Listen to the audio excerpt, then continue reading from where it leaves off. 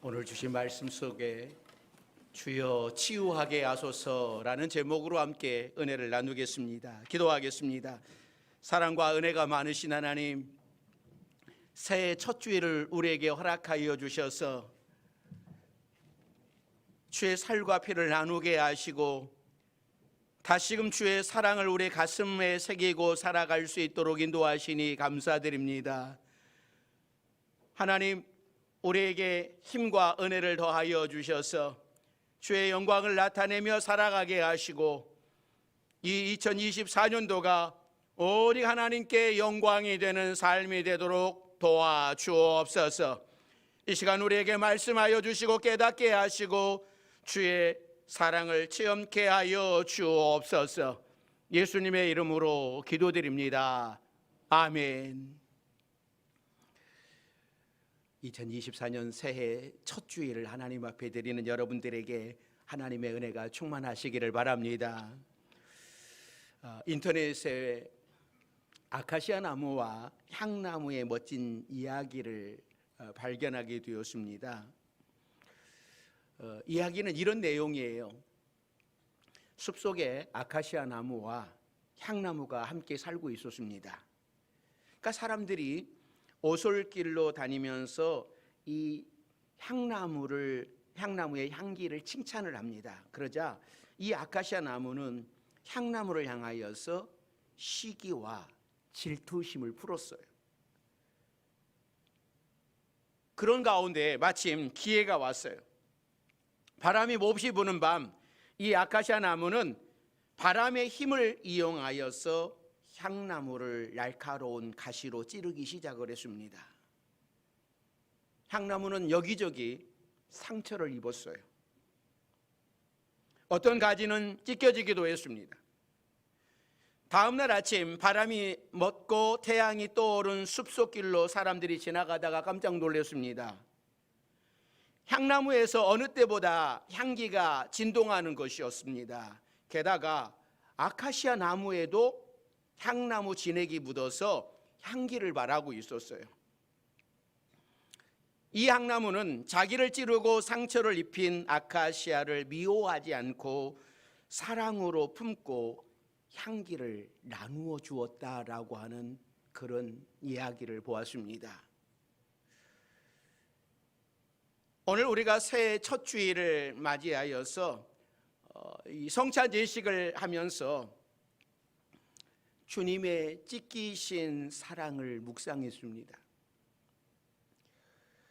예수님은 이 땅에 오셔서 사람들에게 상처를 받고 몸이 찢기시기까지 하셨지만 향나무처럼 오히려 향기를 발하셨습니다. 그래서 예수님께 가까이 가기만 하면 위로를 받아요. 치유를 받습니다. 예수님은 상처 입은 사람들에게까지 향기를 발할 수 있도록 생명의 진액을 묻혀주셨어요.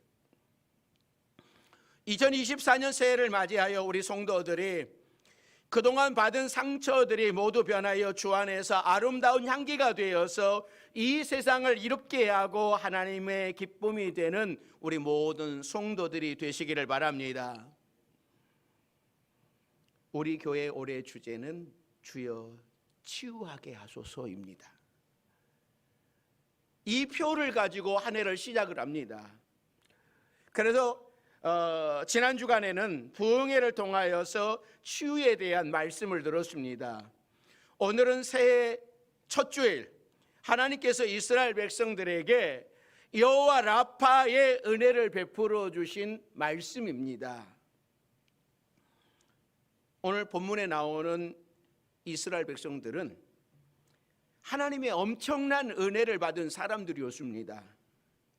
하나님께서는 애굽의 10가지 재앙을 내리시면서 노예로 살던 이스라엘 백성들을 구원해 주셨습니다. 그리고 이 뒤쫓아오는 애굽의 군대를 피해서 홍해를 마른 땅 건너듯이 건넌 사람들이었습니다. 이 엄청난 은혜를 받은 사람들이 하나님의 은혜에 감사하며 소고를 들고서 춤추며 하나님을 노래하며 하나님 앞에 영광을 돌렸던 그런 사람들이었습니다. 이 사람들이 다시 행군을 시작을 해요. 가나안 땅을 향하여서. 그런데 사흘 길을 걸었는데 먹을 물이 없는 거예요. 우리가 운동을 하고 땀을 흘리면 물을 마셔야 되는데 물을 마시지 않으면 이 탈수 현상이 일어나잖아요. 그런데 이 광야에서 3일간 물을 먹지 못했다라고 하는 것은 엄청난 고통이었습니다. 사실 이스라엘 백성들이 그 홍해의 엄청난 기적을 체험했기에, 기적을 맛보았기에 그나마 이 3일간도 잘 참은 것 같아요. 그러다가 3일 만에 물을 발견했는데 여러분 얼마나 환호성을 질렀겠습니까? 와, 물이다! 와, 물이다!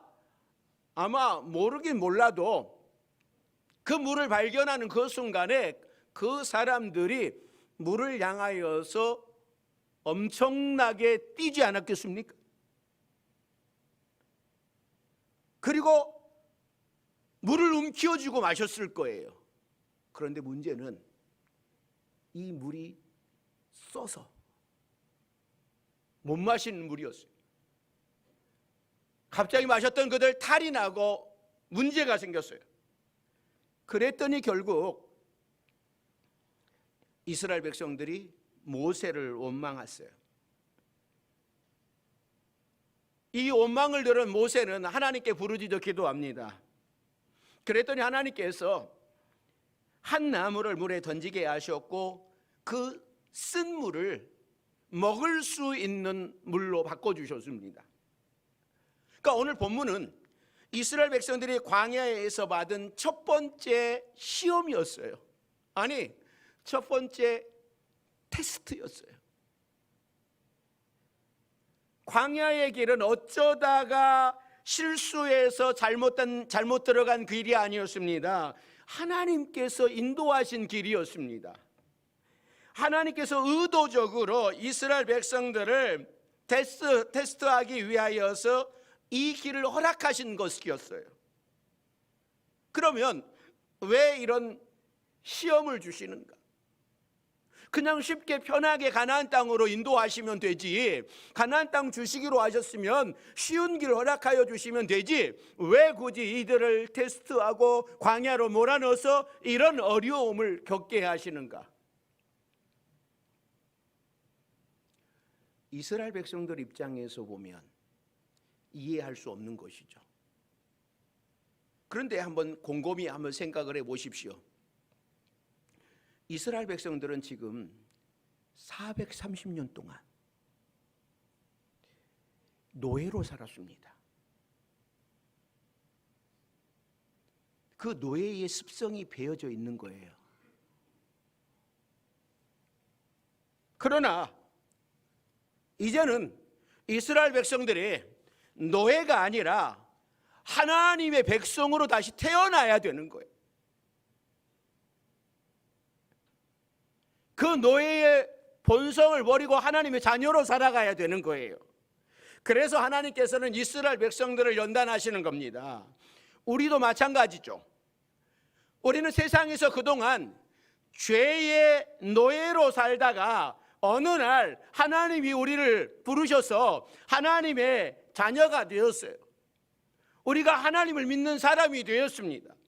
그렇다고 해서 그 순간 우리가 하나님을 믿는 사람이 되었지만 믿는 그 순간에 우리 모두가 다 거룩한 사람으로 변화된 것은 아니에요. 여전히 하나님의 자녀로 세례도 받고 공성경 말씀도 듣고 여러 가지 우리가 하지만 여전히 우리 안에 세상에 살던 방법, 세상에 살던 그 영향을 가지고 살아가고 있는 거예요. 하나님의 자녀가 되었으면 곧바로 하나님의 자녀답게 살아가는 것이 아니라 점차적으로 깨닫고 변해가는 것이죠. 이것이 훈련을 통하여서, 연단을 통해서, 광야 학교에서 연단을 받아야 새 사람으로 차츰 변해가는 거예요. 그래서 광야의 길을 걸어도 불평하지 말고 오직 하나님을만 바라보는 연습을 날마다 해야만 했습니다. 사람이 광야에서, 뜨거운 광야에서 3일간이나 물을 먹지 못한다라고 하는 것은 분명 엄청난 고통입니다. 홍해를 건넌 기쁨마저도 잃어버릴 만한 고통이었습니다. 그러나 이 고통의 순간에 하나님을 원망하지 말아야 돼요.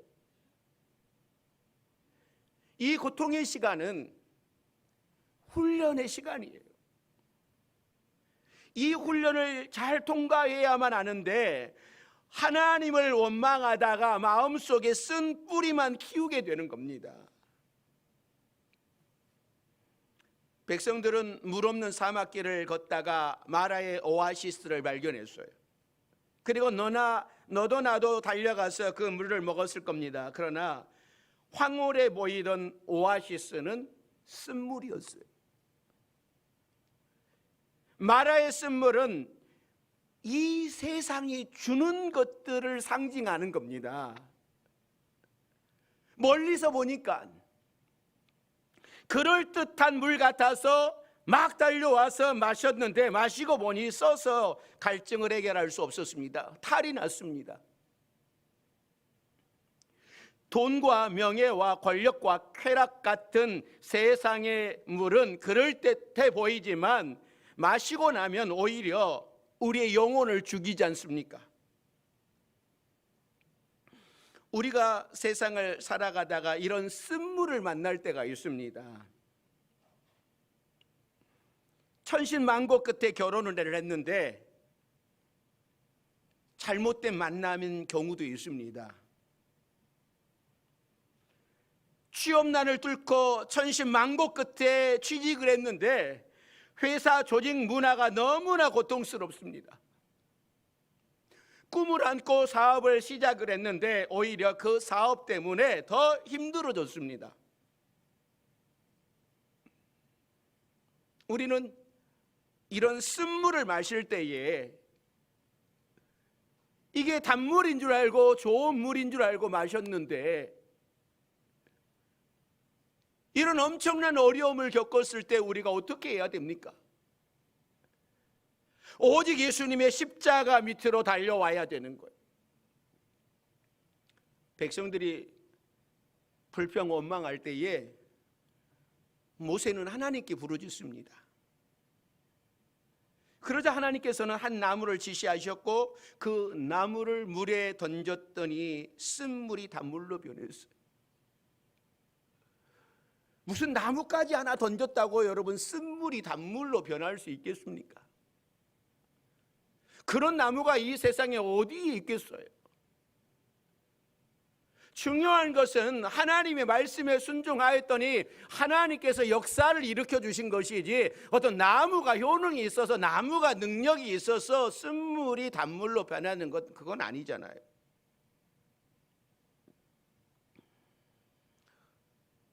이 나무는 예수님의 십자가를 의미하는 거예요. 세상에서 쓴물을 마셨다 할지라도 예수님의 십자가만 의지하면 쓴물이 변하여 단물이 되는 기적을 베풀어 줍니다. 평탄할 때보다 고난 가운데 있을 때 기도하면 십자가의 은혜가 더 크게 보이는 거예요. 그래서 올해는 항상 십자가의 은혜를 붙들어야 됩니다.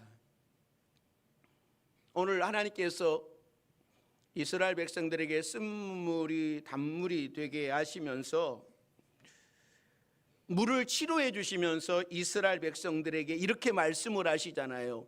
자, 26절 말씀 자세하게 좀 같이 읽습니다. 26절 말씀입니다.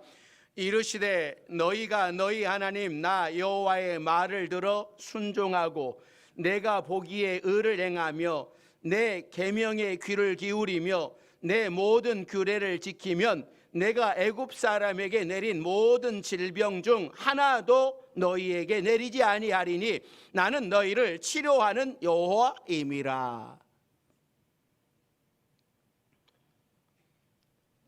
잘 보시면 이스라엘 백성들이 광야에 들어왔습니다. 광야에 병원이 있습니까? 광야에 약국이 있습니까? 애굽에는 그래도 뭔가 치료하는 뭔가가 애굽에는 있었을, 그러나 광야는 아무것도 없습니다. 광야에서 병들면 어떻게 합니까? 광야에서 탈이 나면 어떻게 합니까? 광야는 방법이 없는 거예요. 그런데 하나님께서 나는 너희를 치료하는 여호와입니다. 광야라 할지라도 치료해 주시겠다라고 하는 거예요. 그러니까 하나님께서는 이스라엘 백성들이 광야를 지나면서 얼마나 큰 고통의 시간을 지내야 하는지 알고 계셨습니다. 이 마라의 쓴물은요 아주 작은 것이었어요. 그러나 앞으로 어떠한 고난의 시간이 온다 할지라도 너희가 내 말을 순종하고 계명을 지키면 애굽 사람에게 내린 모든 질병들이 너희에게 내리지 않겠다라고 선포하고 계십니다. 나는 너희를 치료하는 여호와임이라. 하나님 안에 이 모든 것들이 다 들어져 있다라고 하는 것이죠. 사랑하는 성도 여러분, 하나님께서는 이미 우리 마음에 있는 마라의 쓴물을 단물로 바꾸어 주셨어요. 아직도 마라의 쓴물을 마시고 고통 가운데 있습니까? 이제는 치료해 주시는 하나님을 바라보시기를 바랍니다. 그래서 여러분의 영혼이 치료받고 육신의 질병이 치료받고 광야와 같은 세상에서 당하는 모든 고난의 순간들이 치유받는 역사를 체험하시기를 바랍니다. 우리 가슴 속에 쌓인 쓴물은 예수님의 십자가를 통해서 은혜의 단물로 변화되었어요. 그러므로 하나님의 은혜를, 주님의 은혜를 오늘 주의 살과 배를 받으면서 주의 십자가의 은혜를 묵상하다 보면 인생의 쓴물은 사라지고 단물만 나는 인생이 될 겁니다. 이미 하나님께서 우리의 마음을 만져주셨고 치료해 주셨기 때문에 우리는 은혜의 샘물에서 단물을 마시며 감사하는 삶을 살고 있습니다. 이 은혜를 알아야 돼요. 사실 하나님의 은혜가 아니었더라면 애굽에서 영원히 종살이 하다가 죽어갈 사람들이었습니다. 하나님의 은혜가 아니었더라면 상처에 독소가 생겨서 상처 때문에 사망에 이르게 될 사람들이었습니다. 그러나 하나님의 은혜가 우리를 구해 주셨고 치료해 주셨습니다. 이 치유의 은혜를 우리 파주 명성교회 성도들에게 충만히 부어주시기를 바랍니다. 그런데 이 상처도 잘 받는 사람이 있다고 하는 것을 아십니까? 똑같은 말을 해도 어떤 사람에게는 그것이 상처가 되지 않는데 어떤 사람은 큰 상처를 받고 힘들어합니다. 조금 상처를 받은 것 같아도 한번 웃고 툭툭 털어버리는 사람이 있는가 하면 말 한마디에 가슴에 담고 상처 준 사람만 묵상하다가 상처에 더 깊이 빠지는 사람이 있습니다.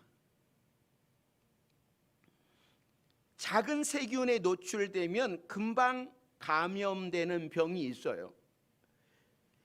이런 병에 걸린 사람은 무균실에서 살아야 됩니다. 이 세상은 온갖 병균들로 가득 차 있기 때문이죠.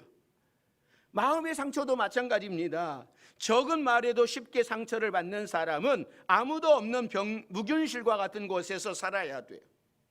그러나 사람들은 서로 무리를 지어 공동체를 이루며 살아갈 때에 더 건강하고 공동체와 함께 사랑하면서 사는 것이 하나님께서 우리에게 주신 방법입니다. 그러므로 무균실처럼 아무 상처도 받지 않겠다라고 생각하지 마시고, 작은 상처들은 쉽게 지나칠 수 있는 은혜를 받으십시오.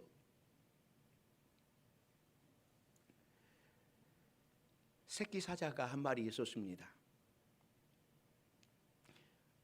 그러니까 이 새끼 사자는 엄마가 없어요. 그래서 태어날 때에서부터 에어컨이 나오는 유리병원에서, 동물원에서 가만히 앉아서 사람들이 때마다 가져다 주는 좋은 먹이를 먹고 컸습니다.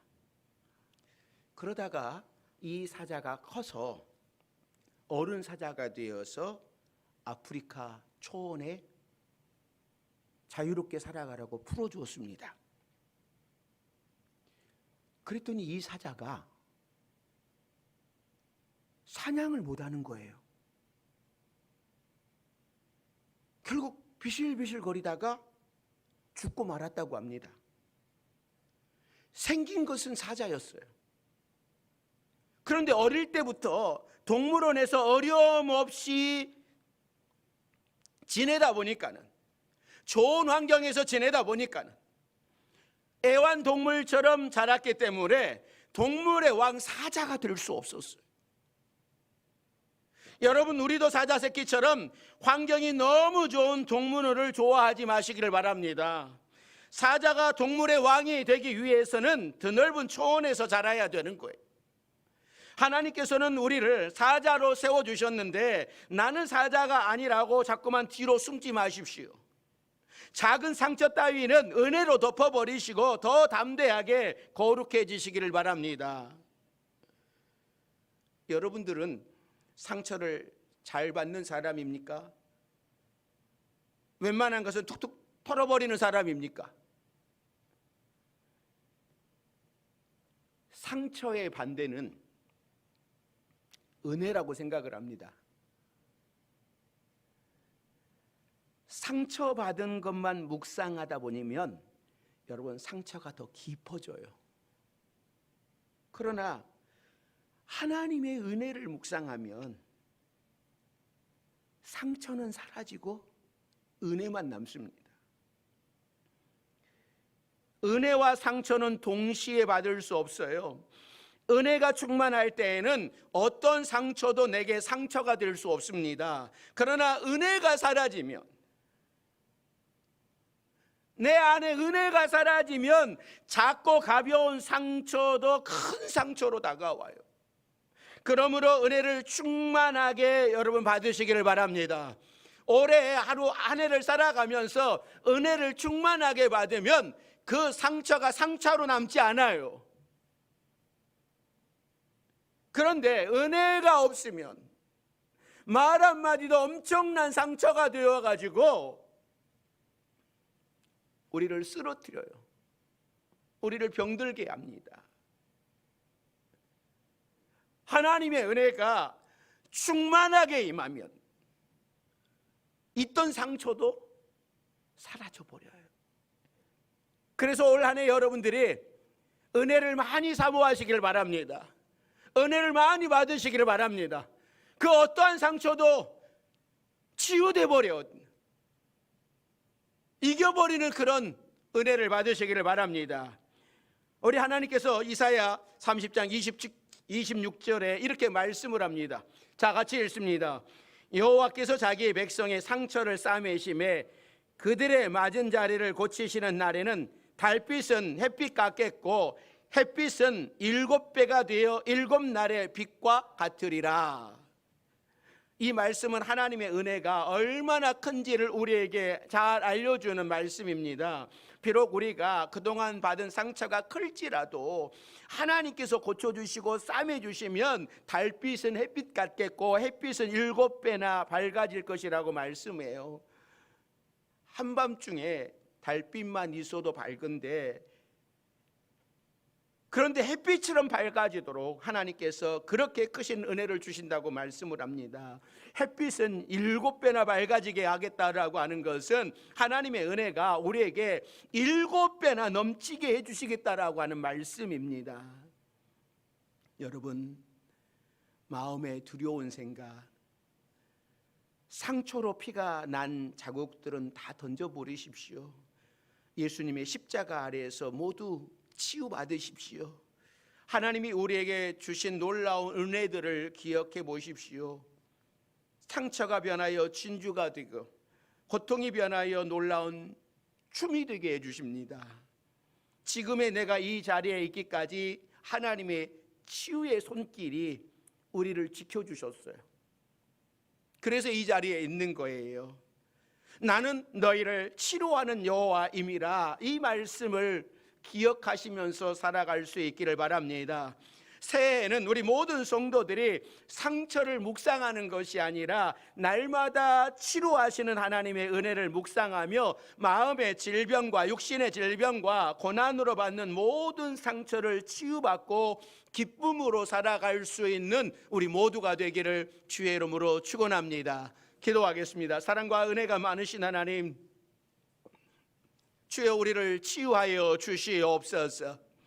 올해 안에 살아가면서 우리의 마음의 병, 육신의 병, 고난의 어려움, 이 모든 것들을 주님이 치료해 주신다고 말씀하셨사오니 치료받고 또 우리도 치유자의 삶을 살아가는 우리 모두가 되게 하여 주옵소서. 예수님의 이름으로 기도드립니다. 아멘.